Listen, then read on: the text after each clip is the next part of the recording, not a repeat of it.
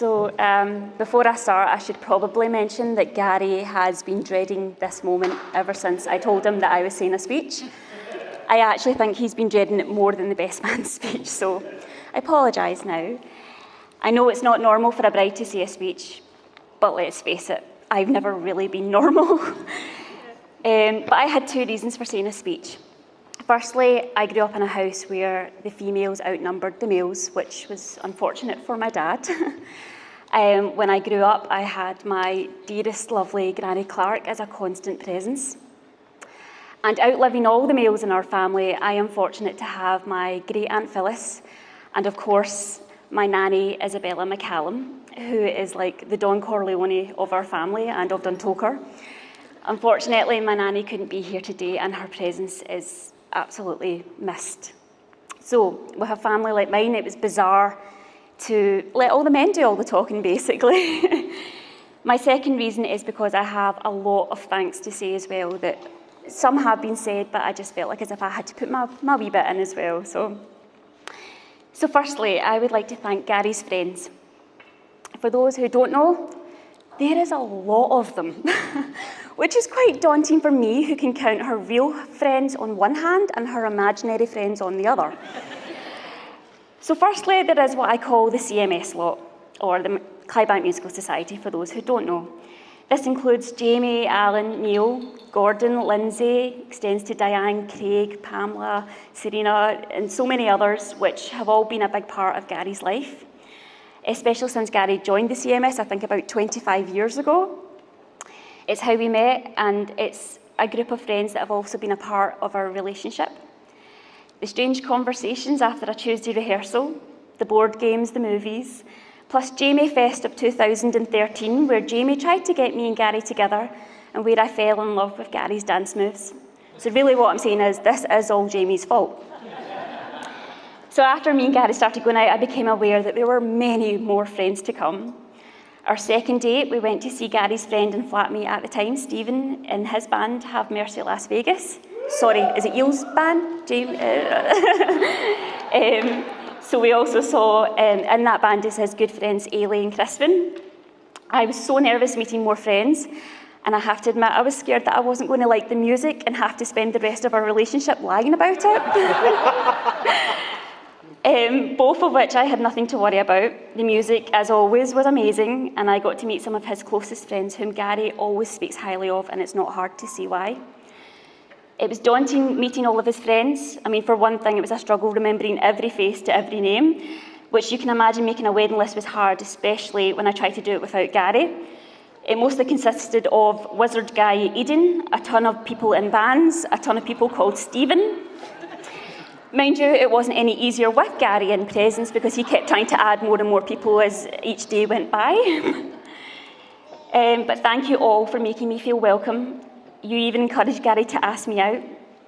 Friends of Gary, I call friends of mine, and had the pleasure of attending your weddings, your hen weekends, your gigs, and your birthdays. You've even came to see me in my shows, which is a hard task for my family and Gary to do. When we bought a place, when we got another cat, got engaged, the support has always been overwhelming. Secondly, I'd like to thank Gary's family. We have a lot of gratitude for the help that you have given us, especially with our cats. Our cats are everything, and your constant help is beyond thanks. It did pose a problem for today, so can after the meal you go home and feed them for us? I'm just kidding. You also helped when we moved, and many, many other times you've helped us. You even helped me get a dress to the Isle of Mull when I accidentally left it behind. Karen, thank you for braving being a bridesmaid. Matthew and Aria, I know I'm weird, but gaining another niece and nephew has meant the absolute world to me, and yous are amazing. Thank you to my friends Amy, Barry, Kirsty, Emma for singing during the ceremony, and Kieran for helping. I wanted to incorporate my musical theatre lifestyle into this, and yous made that possible, and yous were absolutely amazing. Thank you so much. To Sir Stu, you haven't had any tasks for today, but you have been an amazing friend to me, one that I don't deserve. I did think that I would end up with a male bridesmaid because you're my best friend, but hopefully you are happy I spared you that. But I know if I had asked you, you would have done it. You would have even worn a dress if I had asked you. It would have made one hell of a tale for the adventures of Fee and Stu, but honestly, thank you for everything. And that brings me to my family. Laura and Vary, my sisters, maid of honour, maid of dishonour. We have fought epic fights worthy of a sumo wrestling ring and done some questionable things that I will not mention, but we are close and we always have been there for each other. Thank you for being my maid of honours and understanding that I couldn't pick between my sisters and sharing in the Harry Potter obsession, even if we did clear out Primark. I love you both so much. To Murin, Patrick and Andrew, you deserve a lot of credit for putting up with us. You've done an amazing job handling our family, and maybe there are things that Gary can learn from you. Murin and Patrick, my amazing wedding helpers, thank you for always reminding me to stay fun and taking to Gary straight away. You are an amazing and wonderfully weird niece and nephew, and I love you for it more and more every single day. To my dad, I learned to be adventurous and a dreamer from listening to your stories about family, travels and experiences, and those things became important to me. It's perhaps your fault that I had ideas of grandeur for myself, because it was always you that encouraged me to be an actress and that I deserved the best. From you, I learned how to play chess, to love John Wayne, to eat with chopsticks, to make chapatis and spicy baked chicken. I don't say it enough, but I love you, and I thank you for being the best dad that I could have asked for. And I'm sorry that I used to beat you up with my He-Man sword when I was younger. To my mum, if anyone has put up with me the most, it is you. You are the strongest person I know, and you have held it together with everything flung at you, not with one but 3 hot-headed, stubborn daughters. There isn't one thing you haven't done for me. You've taken me to rehearsals, you've come to all my shows, whether you like them or not. You have driven me everywhere for cakes, jobs, hobbies, you name it. You allowed me to turn your house into a sorting office and take over your house with all of the wedding stuff.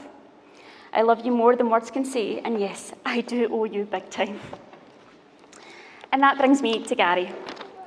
From the first time we hung out at Glasgow Comic Con in July 2013, he became the person I always wanted to be around. I was fortunate to meet someone who we not only had a lot in common, but he has a big heart and amazing dance moves. And I even have a fondness for listening to his stories or bits of trivia, which most of the time he forgets he's already told me, so I know them all pretty well. Why did I fall for Gary? Well, it didn't dawn on me at first that I liked him, even when I waited in a 3-hour queue in the rain just to hang out with him.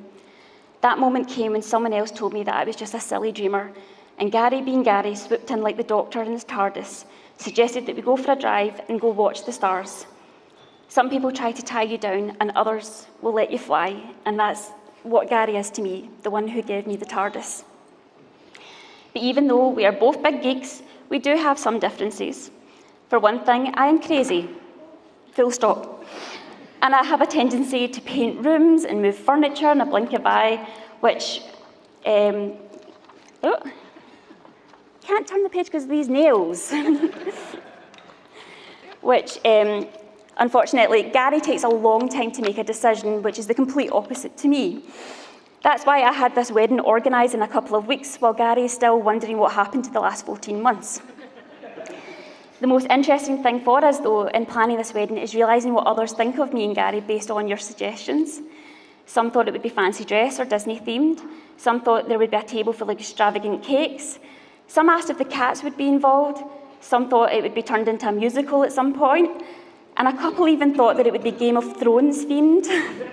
So I hope we haven't disappointed anybody. So we started going out on the 19th of September after a drive. He dropped me off home, told me how he felt, and me being mean told him to shut up and kiss me.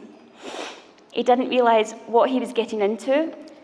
I mean, there is my obsession for costumes, which usually means Gary comes home and catches me cleaning up the house in a Disney princess costume or a superhero costume. My shows, which mean he has to listen to the same songs being sung over and over again, or me talking in different accents. And of course, there is the cats, which has resulted in us being outnumbered in our own home by the cats. But all the same, he endures it. He even sacrificed a holiday to Florida to the Star Wars celebration so we could buy a place together, which resulted in him missing a chance of seeing Harrison Ford. I wasn't expecting Gary to propose to me, because like I said, it takes him a while to make a decision and even longer to act on it. Not to mention, he had his eye on a Millennium Falcon Lego set that I thought would definitely come first, which I later realised was not the case, and the Lego was sacrificed for me. He proposed to me in the perfect way involving our cats, who are our world, and since then he has at least entertained every mad idea I've had for today. Gary, I know I'm a little bit crazy, but thank you for everything, from the day you took me by the hand and showed me the stars, for every time you make me smile and laugh, even when you're laughing at me, for the films and TV shows I have fallen asleep on and you made you rewatch, for listening to me when I have to practice for shows, for letting me bring 4 fur babies into our family, for never trying to change me and putting up with my weird. To quote Elvis, I will never know the reason why you love me as you do, but that's the wonder of you. You are the Arthur Weasley to this Molly, my Han Solo to this Leia, and I love you. To end, I'm sorry you never got to meet Harrison Ford or get the new Millennium Falcon, so I got you a gift. And while Harrison Ford would have loved to have been here, and even though I may risk ruining the rest of this wedding, I hope part of this makes up for everything. Don't worry, it's not another cat.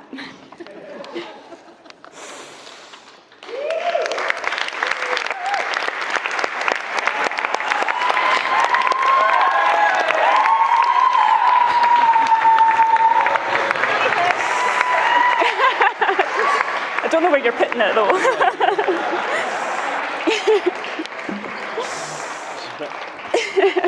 I'm away home enjoying it.